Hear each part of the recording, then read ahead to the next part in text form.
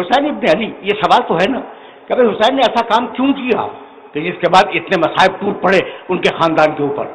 حسین نے اس کا جواب خود دیا ہے.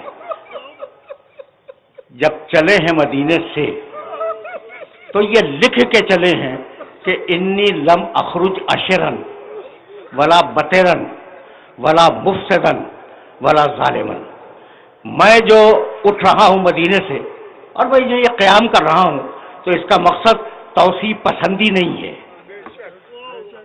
ملک کا حصول نہیں ہے، کسی شخص پہ ظلم کرنا نہیں چاہتا، کوئی اور مقصد میرے اس قیام کا نہیں ہے.